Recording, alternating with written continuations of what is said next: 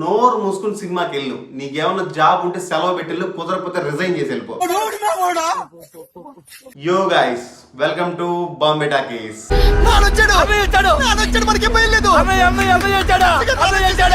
ఈ రోజు మనం డిస్కస్ చేయబోయే మూవీ కాంతార చాప్టర్ 1. ఈ వీడియో చూస్తున్న వాళ్ళు please subscribe and give a like. Subscribe. ఈ కాంతార చాప్టర్ 1 ని మన తెలుగు రాష్ట్రాల్లో 90 కోట్లకు అమ్మారు. ఒక డబ్బుడ్ వర్షన్ మూవీ మన తెలుగు రాష్ట్రాల్లో ఇలా 90 కోట్లకు అమ్ముడు పోవడం అనేది అన్బిలీవబుల్. అసలు వరల్డ్ వైడ్ గా ఈ సినిమాని ఎంత కమ్మారన్న విషయాలు అయితే ఇంకా తెలియలేదు. ఇక విశ్లేషణ విషయానికి వస్తే ఈ కథ మొత్తం ఈశ్వరుని ధ్యాన మందిరం, దాన్నే ఈశ్వరుని పూల తోట అంటారు ఈ మూవీలో. ఈ ప్లేస్ నుంచి మొదలవుతుంది. ఈ cinema first half mostly entertainment వేలో తీసుకెళ్ళడానికి ట్రై చేశాడు. మోస్ట్లీ కామెడీ జనరేట్ చేయడానికి ఇంపార్టెన్స్ ఇచ్చాడు. ఆ కామెడీ బాగా వర్కౌట్ అయింది కూడా. అలా కామెడీ జనరేట్ చేస్తూనే మధ్య మధ్యలో మనం ఏదైతే ఎదురు చూస్తుంటామో, మనం ఏదైతే ఎక్స్పెక్ట్ చేస్తుంటామో ఆ కాంతార కోర్ పాయింట్ సంబంధించిన డీటెయిల్స్ లైట్ గా టచ్ చేస్తూ పోతుంటాడు, అక్కడక్కడ రివీల్ చేస్తూ పోతుంటాడు. ఆ ఎంటర్టైన్మెంట్ క్యారీ చేస్తూనే మధ్య మధ్యలో మంచి యాక్షన్ బ్లాక్స్ ఉంటాయి, ఎక్స్ట్రాడినరీ యాక్షన్ బ్లాక్స్. ఆ ఫైట్ సీక్వెన్సెస్ లో అయితే కెమెరా మూమెంట్స్, ఆ కెమెరా వర్క్ అయితే టాప్ నాచ్ ఉంటుంది. అసలు మనం హాలీవుడ్ మూవీస్ లో ఫైట్స్ అబ్జర్వ్ చేస్తే, ఎగ్జాంపుల్ హీరో ఫైట్ చేస్తున్నప్పుడు హీరో కొట్టగానే వెంటనే కెమెరా ఇటు తిరిగేస్తుంది. తిరిగిన కాసేపటికి పిల్లలు వచ్చి అక్కడ పెడతాడు, వెంటనే మళ్ళీ ఇటు తిరుగుతుంది. ఈ లోపల హీరో ఇంకొకరితో ఫైట్ చేస్తుంటాడు. కెమెరా మూమెంట్స్ అంత స్పీడ్ గా ఉంటాయి అనమాట. అక్కడ దానికి తగ్గట్టు యాక్టర్ పర్ఫార్మెన్స్ కూడా అంతే స్పీడ్ గా ఉండాలి. అప్పుడే ఆ మూమెంట్ ని క్లియర్ గా క్యాప్చర్ చేయగలుగుతాయి. ఇప్పుడు హాలీవుడ్ మూవీలో ఎలా కొడతాడు అన్న విషయం మనకు కొంచెం అర్థంగా చూసేటప్పుడు చాలా స్పీడ్ గా ఉంటుంది అనమాట. కాంతార మూవీలో కూడా అలాంటి ఫైట్ సీక్వెన్సెస్ డిజైన్ చేశాడు, కానీ కొంచెం బ్యాలెన్స్డ్ గా హీరో ఎలా కొడుతున్నాడు అనేది కూడా అర్థమయ్యేటట్టు నీట్ గా ప్రెజెంట్ చేశాడు. ఈ టైప్ ఆఫ్ ఫైట్ సీక్వెన్స్ అయితే ఒక న్యూ ఎరా అని చెప్పొచ్చు మన ఇండియాలో. డెఫినెట్ గా ఈ మూవీని చూసి చాలా మూవీస్ ఫాలో అవుతాయి ఆ type of fight sequence design చేయడానికి. అండ్ టెక్నికల్ ఆస్పెక్ట్ లో ఈ సినిమాని కనీసం మనం చిన్న పాయింట్ అవుట్ కూడా చేయలేము, అంత బ్రిలియంట్ గా ఉంది. డిఓపి వర్క్ గానీ, సినిమాటోగ్రఫీ గానీ, ఆర్ట్ వర్క్ గానీ, ఎస్పెషల్లీ ఆర్ట్ వర్క్ గురించి బాగా మాట్లాడాలి మనం ఇక్కడ. హాలీవుడ్ లో అపోకలిప్టో అని ఒక మూవీ ఉంది, ఆస్కార్ విన్నింగ్ మూవీ. ఆ అపోకలిప్టో మూవీలో ఆ ట్రైబల్స్ ఉండే ప్లేస్ గానీ, వాళ్ళు ఉండే ఇల్లులు గానీ, వాళ్ళ గెటప్లు గానీ చాలా న్యాచురల్ గా ఉంటాయి. మనం ఒక రియల్ ట్రైబ్ ని చూస్తున్నాం అన్న ఫీల్ తెప్పించేలా ఉంటాయి. సో ఈ మూవీలో కూడా ఆ రేంజ్ ని మ్యాచ్ చేశాడని చెప్పొచ్చు. చాలా న్యాచురల్ గా ఉంటాయి సెటప్స్ అంతా.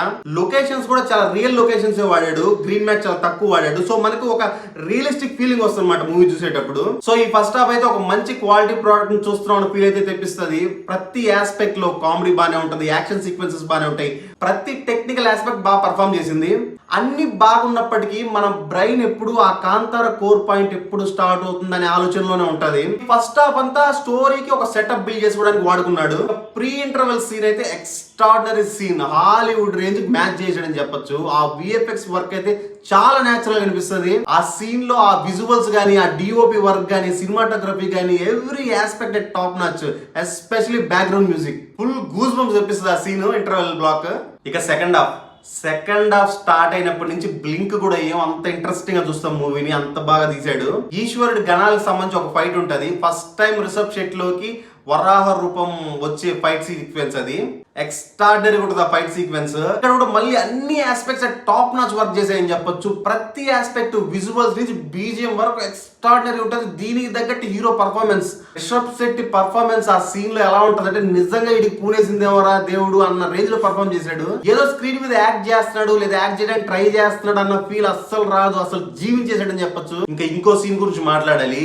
ఈశ్వరుడి గణాన్ని ప్రతిష్ఠించే సీన్ ఒకటి ఉంటది. ఆ సీన్ చూసినప్పుడు హిందూ కల్చర్ ఎంత అద్భుతంగా ఉంటది అనిపిస్తుంది. ఆ సీన్ లో వచ్చే ట్రెడిషనల్ డాన్స్ కానీ, ఆ ట్రెడిషనల్ సెలబ్రేషన్స్ కానీ, ఆ క్లాసికల్ బ్యాక్గ్రౌండ్ స్కోర్ కానీ, వావ్, మనకే తెలియకుండా స్క్రీన్ దండం పెట్టేస్తాం మనం. ఐఎమ్ అన్ ఏథిస్ట్, నేను దేవుని పెద్దగా నమ్మను. నాకే ఆ సీన్ చూస్తున్నప్పుడు నిజంగా ఏదో పవర్ ఉందేమో, ఇన్ని కోట్ల మంది చేసే పూజలంతా ఊరికే కాదేమో అనిపిస్తుంది. డివోషనల్ వైబ్ లో తీసుకెళ్ళిపోతాడు ఆడియన్స్ ని. ఇక్కడ దాకా ఈ రేంజ్ అవుట్పుట్ ఇచ్చిన తర్వాత క్లైమాక్స్ ఎవడన్నా వదిలేస్తాడా? క్లైమాక్స్ చించారేసాడు. Mad stuff. అసలు ఎంత క్వాలిటీ ప్రోడక్ట్ అంటే technically top notch. Second half అయితే నువ్వు ఇన్వాల్వ్ అయిపోతావు మూవీలోకి. నువ్వు ఒక సినిమా చూస్తున్నావు అన్న విషయం కూడా మర్చిపోతావు. ఒక ఒరిజినల్ కథను చూస్తున్నావు అన్న ఫీల్ తీసుకెళ్లిపోయాడు. నేను సినిమా అనేది రైటింగ్ స్టేజ్ లోనే దాని హిట్ ఆఫ్ ఫ్లాప్ అనేది డిసైడ్ అయిపోతుంది నమ్మేవాడిని. కానీ this movie proved me wrong. ఈ సినిమాని స్టోరీ పరంగా చెప్పడానికి పెద్దగా ఏం ఉండదు, కానీ మేకింగ్ లో మనం ఎంత డిఫరెన్స్ తీసుకురావచ్చు అనేది చూపించాడు. మేబీ ఐ సౌండ్స్ రూడ్, నోరు మూసుకుని సినిమాకి వెళ్ళు. నీకేమన్నా జాబ్ ఉంటే సెలవు పెట్టెళ్ళు, కుదరకపోతే రిజైన్ చేసి వెళ్ళిపో. ఏమన్నా పని ఉంటే పక్కన పెట్టెళ్ళు. ఎందుకంటే మళ్ళీ మళ్ళీ రావు ఇలాంటి మూవీస్.